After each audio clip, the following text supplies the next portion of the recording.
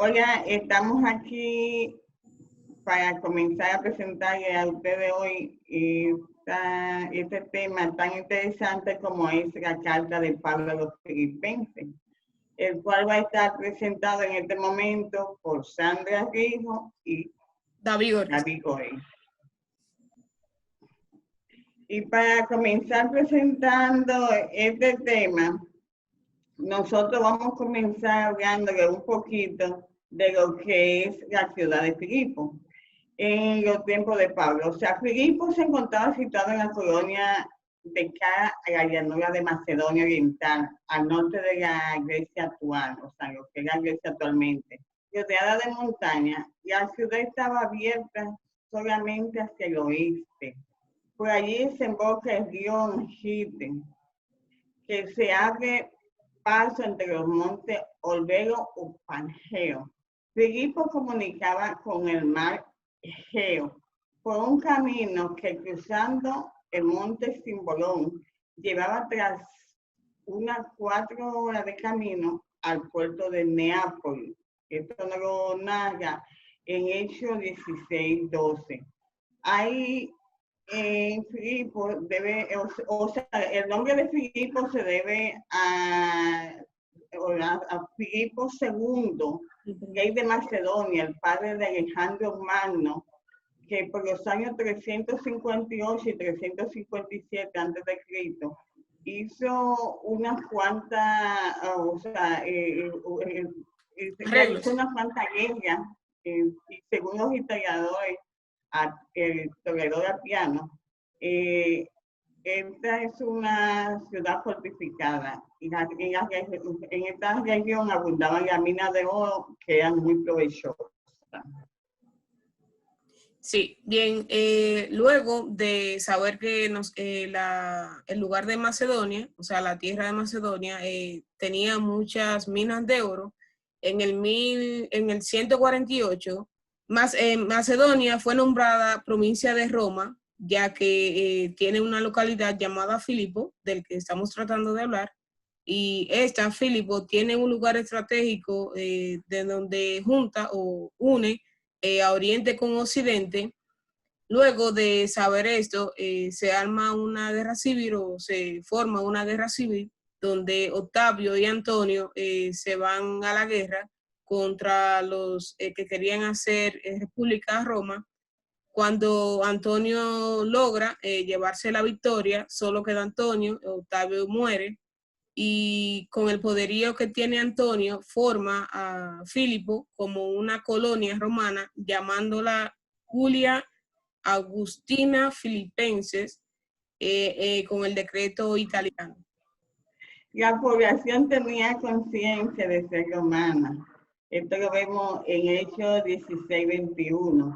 Pero a pesar de eso, estaba compuesta de mucha variedad de gente. O sea, habían varias diversidad de personas, ya que los autóctonos se habían unido a la masa de los antiguos soldados.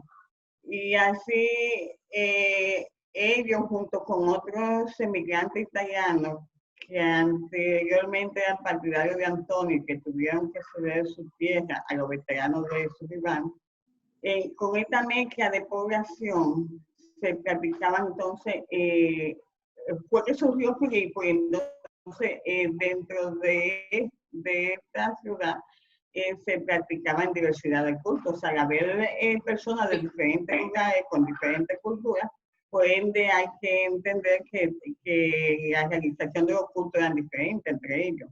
En el culto imperial y su función unificadora estaban los cultos indígenas, tracios, y también los griegos, itálicos, anatolios, sirios, egipcios, que constituían un mosaico sincretista, ante que representaba un papel muy modesto el islote judío. O sea, que dentro de toda esa mezcla de personas también se encontraban los judíos, y con su secreto monoteísmo.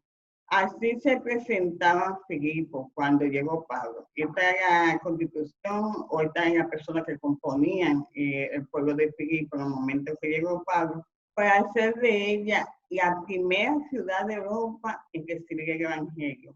La ciudad hoy no cuenta más que con una triste ruina y se mantuvo durante la Edad Media hasta que fue destruida por los turcos. En la constitución de la comunidad de Filipo, la etapa de la constitución cristiana, fundación de la comunidad de Filipo, es una de las mayores importancias porque es la primera semilla de Europa de ser cristianizada. En el Evangelio de la evangelización de Filipo queda resaltada por el autor, o sea, por el autor de los Hechos de los Apóstoles, Lucas, la narración de cómo Pablo entonces viaja de Troade hacia la comunidad de Asia Menor y llega a Filipo por un sueño que tuvo sobre una persona que necesitaba que fuera a Filipo a ser evangelizado. Lo mismo los patriarcas cuando tenían que emigrar, Pablo es guiado sobrenaturalmente por el Espíritu Santo. Se le apareció un macedonio y le dijo que fuera allá para ser evangelizado. Eso nos narra en Hechos de los Apóstoles 16:9. Entonces Pablo, acompañado de Silas y Timoteo, atraviesa el norte del mar Egeo tras una parada en Samotracia, llega a Neápolis, sigue entonces la vía en Nata, llega a Filipo. Al cabo de algunos días, Pablo y sus compañeros se reúnen afuera de la ciudad con la pequeña comunidad judía y ellos entienden que van a ir a un lugar de oración y lo que encuentran ahí son solo mujeres y por eso se le llama a esta epístola de mujeres o comunidad de mujeres. Cuando ellos llegan a Filipo, una vez ellos se dejan guiar y llegan a Filipo, Pablo con su inquietud de encontrar a quien evangelizar, lo más lógico es que vaya en busca de la sinagoga, pero resulta que no encontró, como ya David hacía mención hasta hace un momentico algo de esto, él no encontró una sinagoga en aquel lugar y entonces fue cuando él se dirigió a las orillas del río y se encuentra con esta mujer llamada Lidia, que venía de un lugar, o sea, ella estaba ahí junto a un grupo de mujeres en oración y ella venía a un lugar que llevaba este mismo nombre. Y con Lidia, y luego más adelante una joven que venía gritando detrás de Pablo, que era una joven esclava, que le fue expulsado un demonio y más adelante con el carcelero, fue que se inició entonces lo que fue en aquel momento la primera iglesia de Filipo. A partir de ahí fue que se comenzó a trabajar entonces con la primera, fue donde se sembró primeramente la semilla y comenzó a trabajarse con la primera iglesia.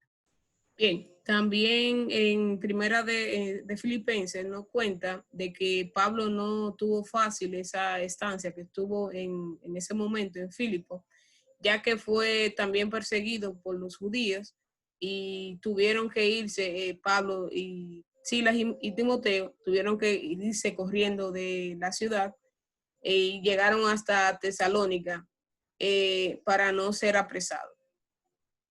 Entonces, nada, continuando con la reposición, podríamos decir que quizá nosotros podamos preguntarnos por una fecha. Al hablar de una fecha, necesitaríamos quizá un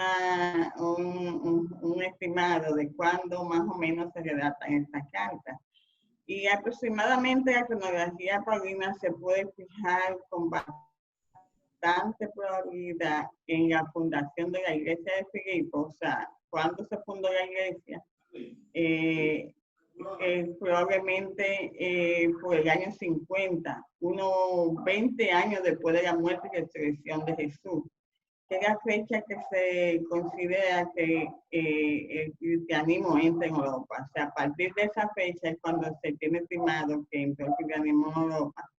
Y más o menos por ese año 50, por el año 50 es cuando se estima por la fundación de la iglesia de Filipo. Bien, también nos dice en Primera de Corintios que en la circunstancia que tenían los misioneros, Pablo y Silas, ellos estuvieron regresando a Filipo, ya que se estaban extrañados de no poder quedarse y de visitar a las iglesias que habían formado allá. Entonces, en Hechos de los Apóstoles 18-18, Pablo se vio obligado a dar una vuelta por Macedonia debido a un complot formado por los judíos. No sabemos nada sobre de él. Pablo se dirige entonces a Jerusalén para luego hablar y dejar obrar y dejarse como prisionero. Según nosotros nos contamos aquí, vamos a ver que las circunstancias históricas que se presentaron había enviado a Pablo en varias circunstancias ayuda precaria al saber que él estaba preso en Roma. Y por la condición, eso lo vemos en Hechos 27-28, por la condición satisfactoria de su iglesia, como le comunicaba Pafrodito, puede que este fuera su compañero y asistente en Filipo. Y a tercera instancia se menciona explícitamente en Hechos 26, en vez de embarcarse como había previsto hacia el sur de la iglesia. Esto lo vemos en Hechos 18. Pablo se vio obligado a dar una vuelta por Macedonia debido a un complot comentado por los judíos. No sabemos nada más de él. Pablo se dirige entonces a Jerusalén, que luego habrá de dejar como prisionero. Ahora vamos a hablar desde dónde fue escrita la carta a los filipenses.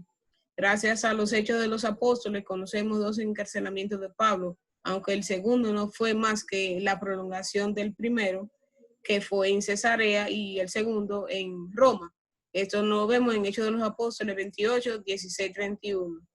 Desgraciadamente, ninguna de las cartas desde la prisión escrita nos narra desde dónde fue la ubicación real de la prisión donde estuvo Pablo. En la segunda carta, Timoteo presenta a Pablo en víspera de su muerte. Esto lo vemos en 4, 6, 7. Sea cual fuese el origen de esta carta y de las otras 2 cartas pastorales, se cree que en segunda de Timoteo fue redactada en Roma, en donde la tradición fija el martirio de Pablo. Las 3 cartas a los Colosenses, a los Efesios y a Filemón se sitúan durante la misma cautividad, como se deduce de los contactos entre Filemón y Colosenses. Por una parte, y entre Efesios y Colosenses por otra. Pero, ¿qué cautividad? Porque se habla de la cautividad de Pablo, pero se hace mención de que él estuvo preso en más de una ocasión. La mayoría de los exégetas piensan que fue mientras estuvo, o sea, que él escribió esta carta mientras estuvo preso en Roma. A falta de argumento sacado de la carta, la razón última de esta localización parece ser la necesidad de distanciar lo más posible la carta de los Colosenses y de Efesios de las grandes cartas, a fin de permitir cierta evolución en Pablo. O sea que tratando de ver, según los movimientos que él tuvo en Pablo en toda su vida, y se trató de distanciar un poquito una carta y otra, pero entonces, dado que todo se opone, tanto en el lenguaje como en el fondo de esas 2 cartas, a semejante contemporaneidad, tiempo de la prisión en Roma, Pablo se había dirigido por lo menos 2 veces a Macedonia y también, por lo tanto, a Filipo. Hay algunos comentarios sobre la real ubicación de Pablo cuando estuvo preso. Tenemos un comentario de J. Murphy que nos dice que no queda la carta de los Filipenses, que a diferencia de la anterior, está en la línea de las grandes cartas. Si hasta finales del siglo XIX la exégeta pensaban solamente en la cárcel de Roma, no ocurre lo mismo hoy cuando las cosas se complican. Escribió Pablo solamente una sola carta. Estos exégetas dicen que la carta de los Filipenses está dividida en varias partes. De hecho, no impone una división de las cartas, pero de todas formas comprende que puesto que en Éfeso y en Filipenses, su localidad, la carta a los Filipenses, y aquí en donde surge la hipótesis de una tercera carta de la cautividad, ni en Roma ni en Cesarea, sino en Éfeso. Esa es la ciudad en la que Pablo, prisionero, habría compuesto la carta a los Filipenses. Ya por esta misma línea se sabe que Pablo estuvo 3 años en Éfeso, ciudad de Asia Menor, durante su tercer viaje misionero. Esto lo vemos descrito en Hechos 19:1-20.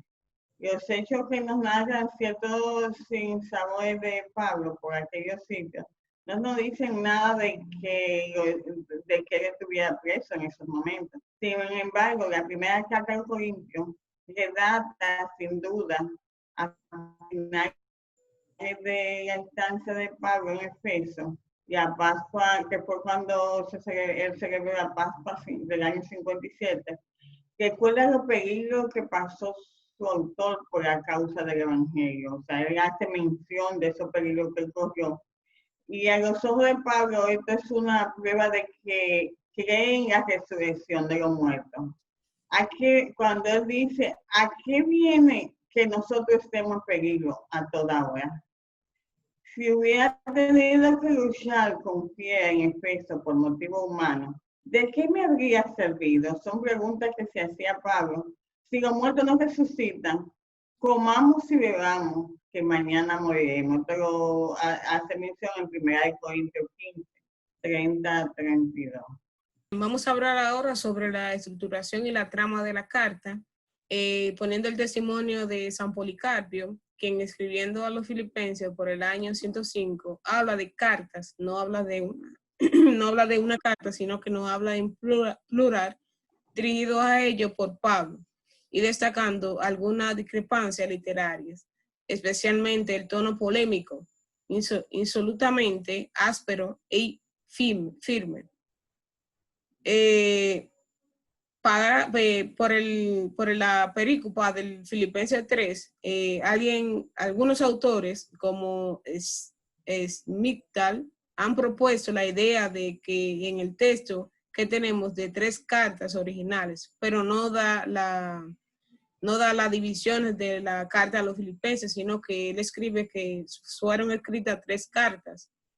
Y hay otro que dice que originalmente son 2 cartas, aunque unidas, pero no relata si es la unidad, no relata si tiene una conclusión o una introducción, sino que dice que fueron cortadas y fue unida entonces los capítulos de la carta a los Filipenses del 1 al 4, pero no tiene una introducción y una conclusión. Pero otros autores en número cada vez mayor en estos últimos años están en favor de la unidad sustancial del texto de la carta.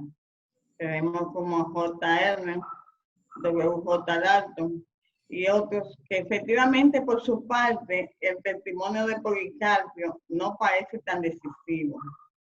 Su plural puede ser una indicación global y por otra parte la discrepancia, incluso el tono un tanto brusco, no son raras en el estilo de Pablo, o sea, la forma de hablar que utilizaba Pablo, vista en el conjunto de su redacción actual.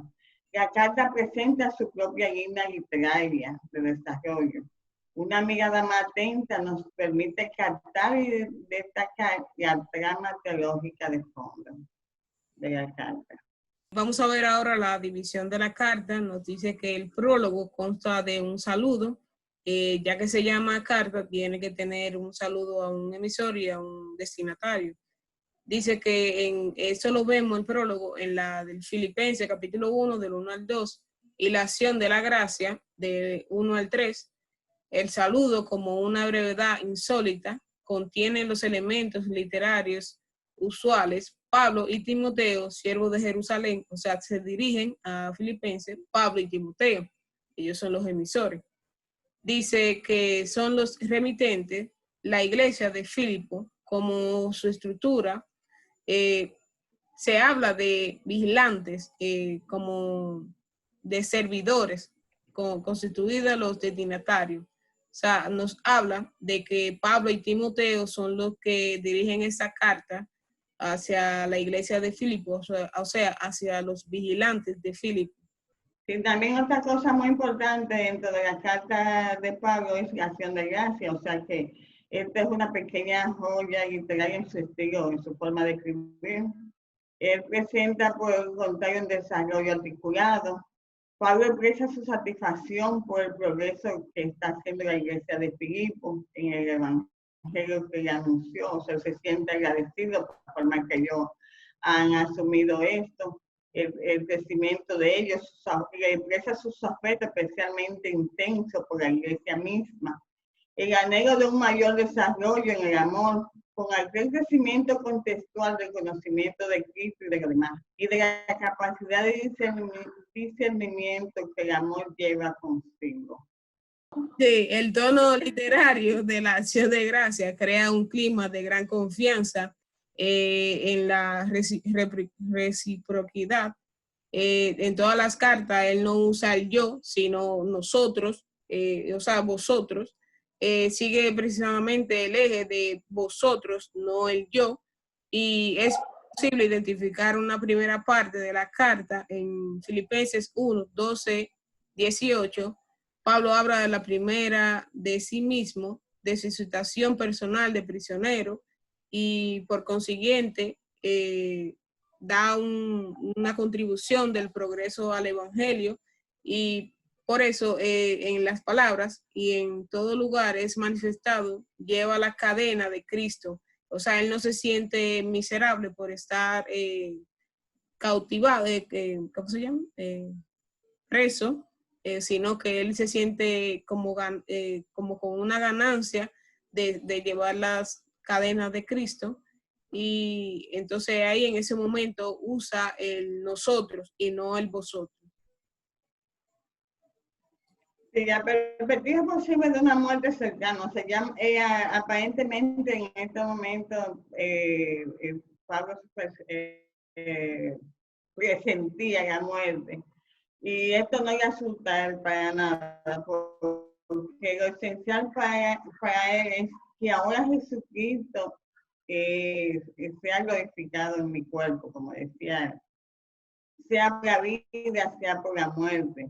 Para él ya está todo en manos de Cristo, ya es lo absoluto de su existencia. Pues para mí la vida es Cristo y la muerte es una ganancia, que es una gracia muy especial, que ojalá nosotros pudiéramos decirlo de esta manera.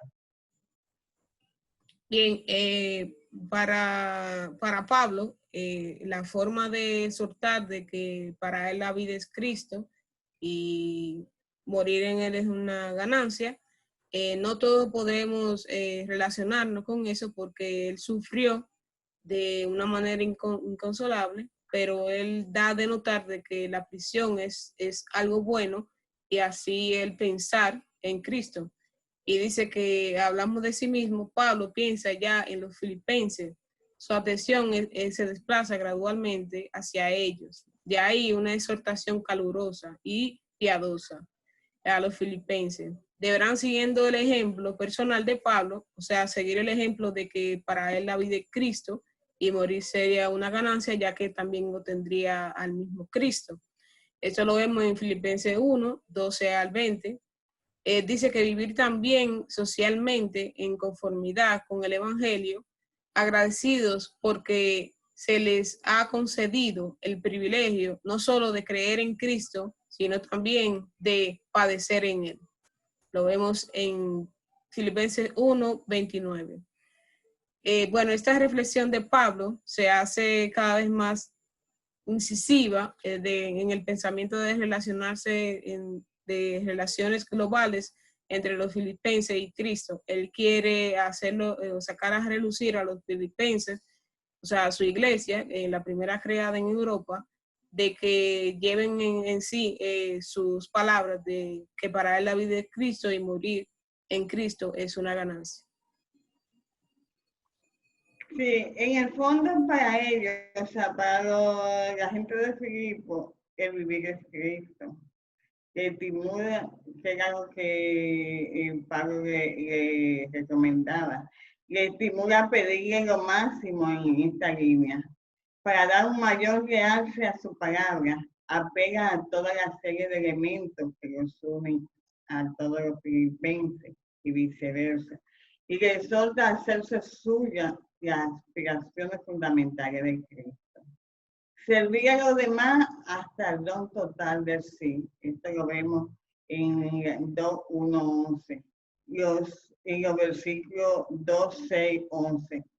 Constituyen el conocido uno cristológico.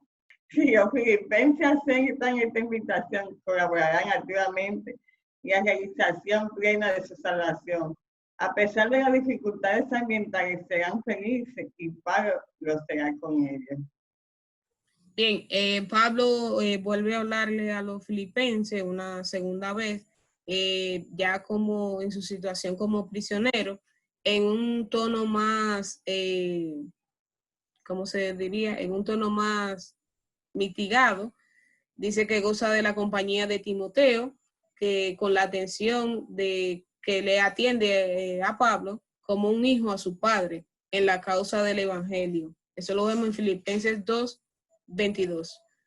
Cuenta también, además, de la intervención de Epafrodito como uno de sus hermanos. Ya Sandra había hablado sobre que Epafrodito, cuando Pablo estuvo un tiempo en Filipo, era como su asesor o uno de sus agentes. Dice que Epafrodito fue llevando una gran ayuda, ya él estando preso, le llevó una gran ayuda de parte del pueblo de los filipenses, aparte de comida, monetaria también, y que siempre le sirvió, igual que Timoteo, como un padre a un hijo o un asistente, y que estando con él enfermó, pero le escribió nuevamente a los filipenses diciéndole que no era grave, que ya se había curado, y dice que para él y para vosotros es útil. Eso lo vemos en Filipenses 3:1, capítulo 1.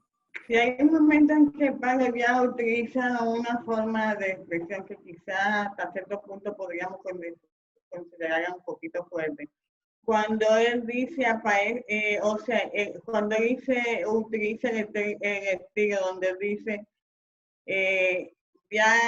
cuidado con los perros, cuidado con los malos obreros, cuidado con la circuncisión. Pablo polemiza con los judaizantes. El pensamiento de los judaizantes, lo mismo ocurriría cuando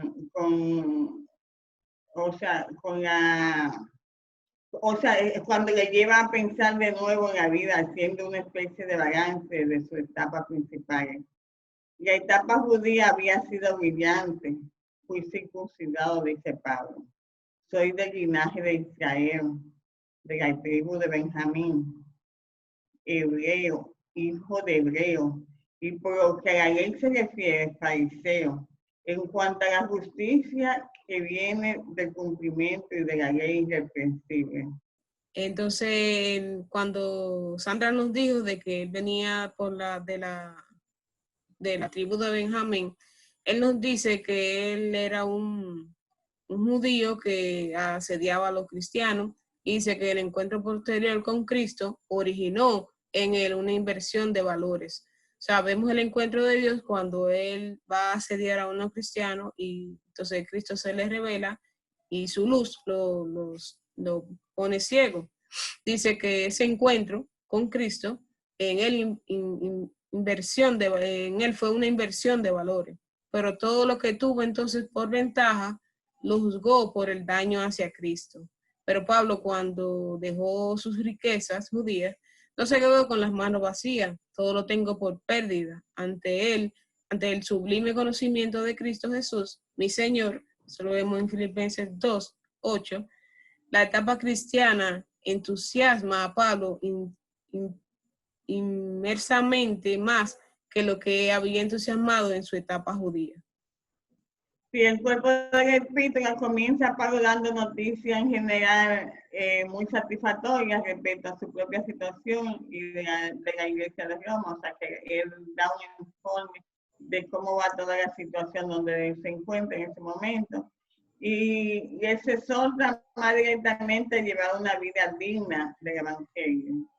Y especialmente para estar de acuerdo y con abnegación. El apóstol dice a los filipenses que tan pronto como sepa el resultado de sus asuntos, le enviará a Timoteo, su devoto compañero, que está también dispuesto sobre los filipenses. Eso lo vemos en 2:19-24. Aquí vemos lo que es la procedencia del destino de la carta de Pablo. Vemos que está en los diferentes sitios donde se supone que él estuvo escribiendo cada una de las cartas. Y aunque ya comentamos anteriormente algo sobre esto, pero vemos que hay, por ejemplo, en Roma, como lo vemos en esta imagen, está Efesios, Colosenses, Filemón y Filipenses, que es la que estamos comentando en este momento. O sea, que se supone que desde Roma fue que llegó esa carta con su compañero con la persona que se le envió. Entonces, deseando abreviar y concluir la epístola, Pablo comienza la conclusión, pero repentinamente la interrumpió para poner de nuevo en guardia a los filipenses contra los maestros judaizantes, lo que hace presentándole su propio ejemplo. Esto fue lo que llevó a confusión el hecho de que se piensa que han sido más de una carta. El hecho de que haya interrumpido, luego de haber llegado a la conclusión, interrumpe para volver entonces a hacer su recomendación. Pablo añade a esta exhortación general una admonición especial. Pide a las mujeres Evodia y Santa, Sintíaque, que busquen a concordia. Esto lo vemos en 4:2-3. Y exhorta a toda la alegría espiritual, que es la recomendación final que hace Pablo en su carta. Bien, ahora vamos a ver la autenticidad y unidad e identidad. Dice que la autenticidad de la epístola como un todo, que fue aceptada en general hasta mediados del siglo XIX, se puede decir que la autenticidad es generalmente admitida no solo por los exégetas católicos, sino también por la mayoría de los protestantes y de los racionalistas como Hilgenfeld y Harnack. Hacia el siglo 120, Policarpio habla sobre la explicación a los filipenses de la carta que Pablo le ha escrito, y algunos pasajes de esta carta prueban que había leído las cartas a los filipenses. Más tarde, el canon muratoriano, como San Ireneo, Clemente de Alejandría, Tertuliano y el Apostolicón de Marción, la atribuyen expresamente a San Pablo. Después de Tertuliano, los testimonios se hacen numerosos, incontables, y la unicidad se mantiene sin la menos excepción hasta mediados del siglo XIX. Sí, tenemos aquí en todas las cartas lo que es la crítica interna, donde nos encontramos con el lenguaje y el estilo y la doctrina. La cristología de los filipenses, la doctrina sobre la justificación por la fe y no por la palabra. Y nos encontramos con que la unidad e integridad de la epístola ha sido también negada o puesta en duda por otros autores, que también esto hicimos algunas referencias sobre esto. Voltaire y Spita mantenían que esta epístola es una compilación de otra auténtica, los filipenses, y una apócrifa escrita alrededor del año 120. Dice que los argumentos que se han presentado a su favor la doble conclusión en Filipenses 13, la doble conclusión Filipenses 3, 1 y 4, 4. Mezclada con los detalles personales, consejos morales, instrucciones doctrinales.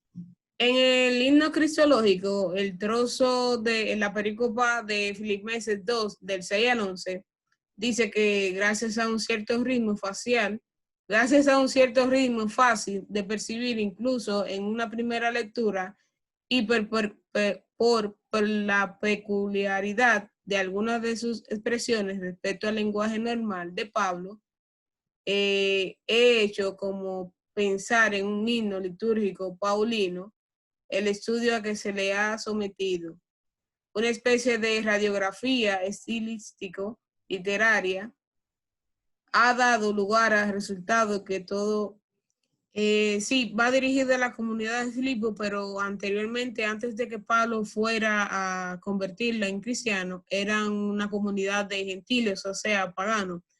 Ya cuando Pablo lo convierte al cristianismo, en realidad la carta va dirigida en forma de agradecimiento por todo lo que habían hecho por él y la ofrenda que le habían enviado junto con Epafrodito. Tenemos dentro de la carta los filipenses que relata para lo que es la meta escatológica, o sea, ya analizando la carta propiamente dice así. El impulso, donde nosotros vemos ahí que el impulso del crecimiento tiende hacia una meta situada en la trascendencia. O sea, esto es la meta escatológica. Pablo la siente con particular intensidad. Esto es una situación peligrosa para su vida. Él piensa en la muerte con tranquilidad. Él dice que casi con gozo, según él se expresa. Con la muerte se realizará el estar en Cristo. Ese es su sentir en Filipenses 1:23, nos lo hace saber. Que no es posible tener en esta vida. Y Pablo afirma y subraya con decisión la posibilidad de una comunión ultraterrena con Cristo. Él dice, deseo la muerte para estar con Cristo, lo que es mejor para mí. Pero nos señala cómo es esta comunión. Pero él en ningún momento está señalando cómo es esta comunión. Sí, lo mismo pasa cuando tiene a la meta definitiva, más allá del estado intermedio que comienza inmediatamente después de la muerte. Nos dice que eso se trata de una condición sumamente positiva, compartida con los demás. Se llevará a cabo una transformación respecto a la situación actual en el sentido de una participación plena en la vitalidad de Cristo resucitado dentro del contexto global de la gloria, la nueva creación. El del poder, tiene él transformará nuestro cuerpo lleno de miserias, conformado con su cuerpo glorioso, en virtud del poder que tiene para someter todas las cosas. Esto lo vemos en Filipenses 3:21. Sí, otra cosa que no podemos dejar atrás, que es muy importante dentro de lo que es analizar la carta, es la teología de la Biblia cristiana. Y ahí viene entonces la invitación urgente de Pablo a la alegría, que es lo que debía existir en cada uno de nosotros cristianos, y lo vemos en Filipenses 3:4. No es una expresión emotiva suya, es una especie de deseo o de felicitación. Es un imperativo basado en un contexto teológico muy concreto. El punto de partida es la experiencia del Antiguo Testamento cuando uno se acerca a Dios. Lo hace siempre en un contexto de gozo. Cuando nos acercamos a Dios lo hacemos siempre con esa alegría de que nos estamos acercando al Padre. En Pablo se trata de la cercanía de Cristo, del contacto con Él. Ahí está el imperativo de su alegría. Se trata de una cercanía doble.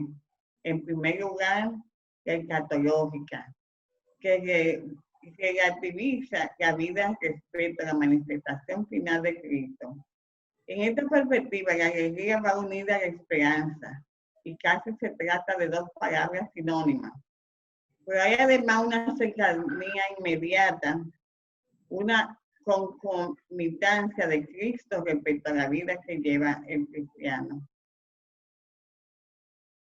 Pues el Cristo, acogido por el cristiano, tiende a revivir, purifica continuamente de los residuos de pecaminosidad, que son los elementos de la antialegría mediante la aplicación de la virtualidad de su muerte. O sea, que mientras nosotros nos mantengamos unidos a Cristo, nosotros viviremos en alegría. Pero cuando nosotros nos apartamos, nos alejamos de él, vivimos una situación de muerte, una situación de pecado que nos falta y nos arrebata totalmente la alegría que debe haber en nuestras vidas como cristianos. Además, al hacernos partícipe de la resurrección, Cristo nos da la posibilidad de amar gratuitamente, de ser para Él, y el amor da gozo. En ese contexto, los mismos sufrimientos cambian de signo. Se trata de compartir entonces los sufrimientos de Cristo con uno mismo. El valor soterológico lo vemos en Filipenses 3:10. Así constituye paradójicamente un don de gracia. Asimismo, por este coraje de la alegría, el cristianismo sabrá exponer sus preocupaciones a Dios en vez de encerrarlas y dentro de sí mismo o encarcelarse en él o en ellas. La participación de la vitalidad y el amor de Cristo resucitado lo impulsará a mirar con una apertura gozosa y constructiva todo el horizonte de su realidad, sabiendo descubrir y valorar en ella los elementos positivos. Entonces, hasta aquí podemos decir que ha llegado nuestro análisis sobre la carta de los Filipenses. Tenemos una reflexión sobre el gozo que David va a leer en este momento. Sí. El gozo que se manifestaba en la fraternidad de la vida de los filipenses era un gozo en Cristo. Su gozo era en el Señor y en la relación del uno para el otro. El resultado de este ejemplar contentamente se expresaba como luz, pues brillaban como luminares en el mundo, en medio de una generación perversa y maligna. Tanto el gozo verdadero como una verdadera fraternidad no puede quedar escondido. Pregunta 10. ¿Cuántos capítulos tiene la carta a los Filipenses? A. 3 capítulos. B. 4 capítulos. C. 5 capítulos. D. 6 capítulos. Tiene 5 segundotes para responder.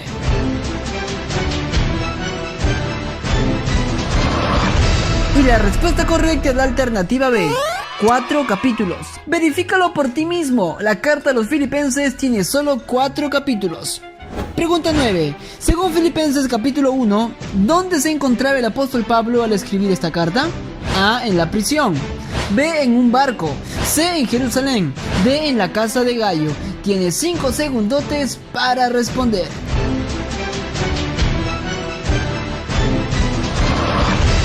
Y la respuesta correcta es la alternativa A.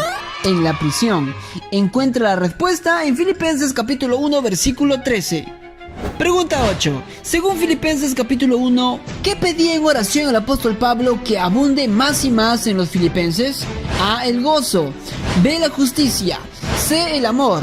D. La misericordia. Tiene 5 segundotes para responder.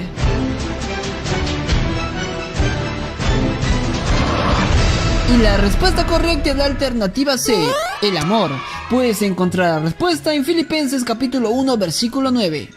Pregunta 7. Según Filipenses capítulo 1, para el apóstol Pablo el vivir es Cristo y el morir es A. Pérdida.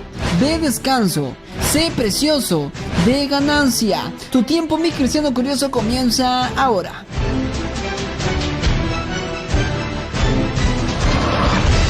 Y la respuesta correcta es la alternativa D, ganancia. Encuentra la respuesta en Filipenses capítulo 1, versículo 21.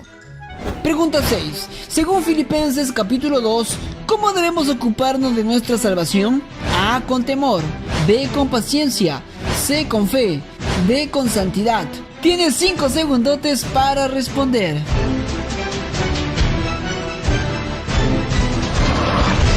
Y la respuesta correcta es la alternativa A, con temor. Puedes encontrar la respuesta en Filipenses capítulo 2, versículo 12.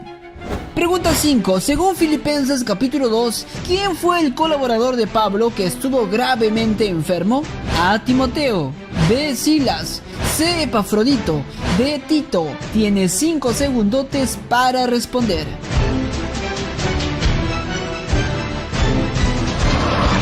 Y la respuesta correcta es la alternativa C, Epafrodito. Encuentra la respuesta en Filipenses capítulo 2, versículo 25.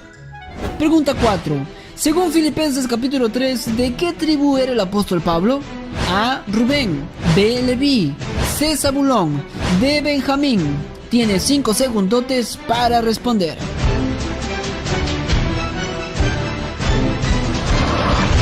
Y la respuesta correcta es la alternativa D, Benjamín. Puedes encontrar la respuesta en Filipenses capítulo 3, versículo 5. Pregunta 3. Según Filipenses capítulo 3, ¿cómo estimaba el apóstol Pablo todas las cosas en comparación con el conocimiento de Cristo? A. Como pérdida. B. Como ganancia. C. Como algo provechoso. D. Como algo importante. Tu tiempo, mi cristiano curioso, comienza ahora.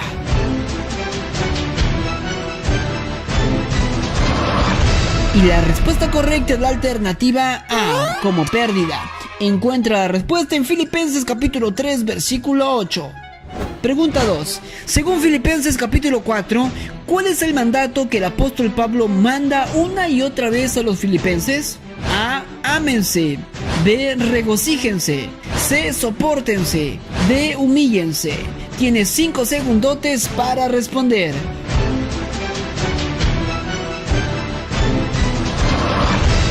Y la respuesta correcta es la alternativa B, regocíjense. Encuentra la respuesta en Filipenses capítulo 4, versículo 4. Pregunta 1. Según Filipenses capítulo 4, ¿qué había aprendido a tener el apóstol Pablo sin importar cuál fuese su situación? A. Paz. B. Esperanza. C. Contentamiento. D. Amor. Tienes 5 segundotes para responder.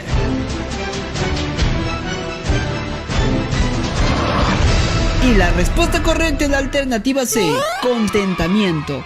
Puedes encontrar la respuesta en Filipenses capítulo 4, versículo 11. Esperamos que nosotros como cristianos podamos disfrutar de esa gracia de compartir este gozo que nos da estar en la presencia del Señor, y que en la medida que nosotros podamos tener cada día más ese encuentro, nosotros podamos apegarnos más a Él y no apartarnos nunca de esa presencia viva en nuestras vidas, y seamos capaces de ser canales, de llevar ese gozo y esa alegría a todos aquellos que están a nuestro alrededor. Esta carta de los Filipenses, como le dijimos en un inicio, muy llena de contenido. O sea, Pablo transmitió a esa comunidad que él tanto cariño manifestó, con la que él tuvo tanto apego desde un inicio por ser la primera comunidad que él formó, que él trabajó. Y esperamos que llegue a cada uno de ustedes y que nosotros nos preocupemos por ella, por aprender un poquito de ella y por sacarle al máximo lo que nos puede dejar a cada uno de nosotros, la enseñanza que nos puede dejar a cada uno de nosotros. Así que le cuide y le agradecemos su tiempo y pasen buenas. Dios le bendiga. Bye.